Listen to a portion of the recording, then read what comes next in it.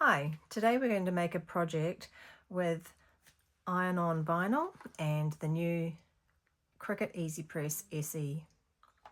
So before we start, make sure we've got all our supplies together. We've got our design, which I've cut on the smart iron-on vinyl, and we've got our press, our blank, our CRICUT pressing mat, or if you don't have a mat, you can use a thick towel with like a hard chopping board underneath or something similar, and our lint roller and some baking paper, which I like to do a last final press after the carrier sheet's been removed. First off, we're going to use our heat guide. We're going to make sure that we select the SE press, or whatever press that you are using, you select that. I'm going to select the SE press because that's the one I'm going to be using, and we'll see that it goes for 155 degrees Celsius for 30 seconds. And we're going to be pre-pressing our blank for 5 seconds to warm it up and get any moisture out of the fabric. Right, so now we need to turn our machine on and we need to program it to what the heat guide said. So you get this flashing, and we're going to up this to 155 and for 30 seconds. So we'll just wait for that to heat up. It's orange at the moment, and it's going, once it's heated up, it's going to be green. So in the meantime, we'll get our blank ready. And what I like to do is do some crosshairs on the garment itself so I can see where the center lines are. So if you grab under the arms and place it down and match up the shoulders,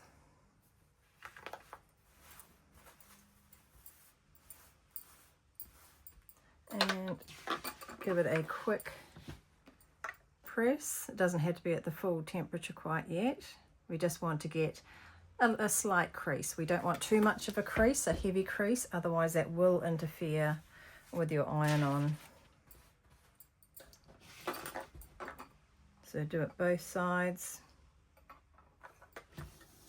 And this will work for most sizes. If you've got extra large shirts or things like that, it may be a little bit different.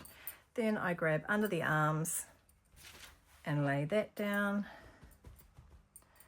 and do a cross here, there. But I don't put the press over this bit and get rid of that cross here. So just on the ends.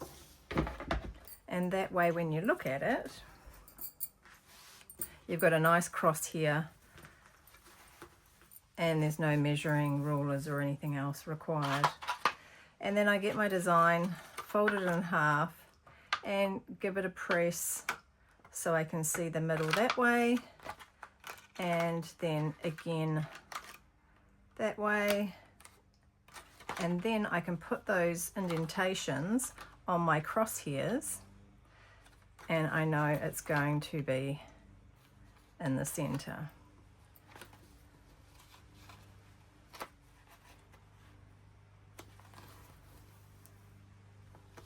So then I know it's exactly like that. Now what we want to do first is grab our lint roller and give our garment just a quick swipe across, just to make sure that there's no hair or fur that's going to get under our vinyl and disrupt our adhesion of our vinyl. So we'll put this back. On the crosshairs,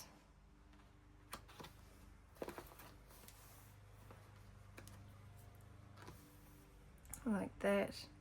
Now I've made this design so it will fit the size of the EasyPress. If you can use the standard size or the 9x9 size press for a larger garment or larger design, you just need to press in sections. So it doesn't really matter. You don't have to have a big one just to do 1 or 2 projects. You can easily get away with doing the large designs on a 9x9. The only time you wouldn't use a 9x9 and do it piece by piece is when you're using infusible ink, because it needs to be pressed all in one go. So we need to put our garment down, make sure it's covered completely, press go. And when we did our crosshairs, that was warming up. You're warming up the garment while you're pressing that. So that's another reason why I like doing that. Sort of kills two birds with one stone, so to speak.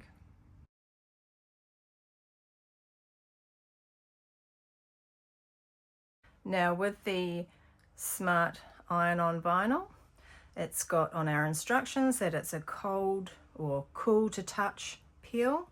So we need to wait till this garment cools down before we can peel it off. If you peel it off while it's warm, the vinyl may lift.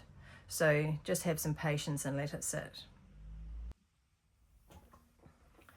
Now once it's cooled to the touch, slowly peel it back and test to see if that you've got a good adhesion. If you don't, that's fine. Just put the carrier sheet back and press it for another 5 or so seconds. So we're just going to take it off and do it nice and slowly, don't rush it.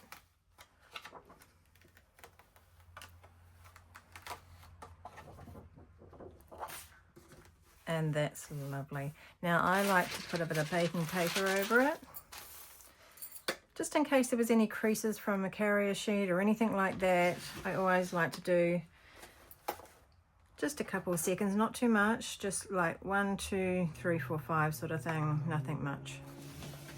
You don't want to overcook your vinyl. And there we have it.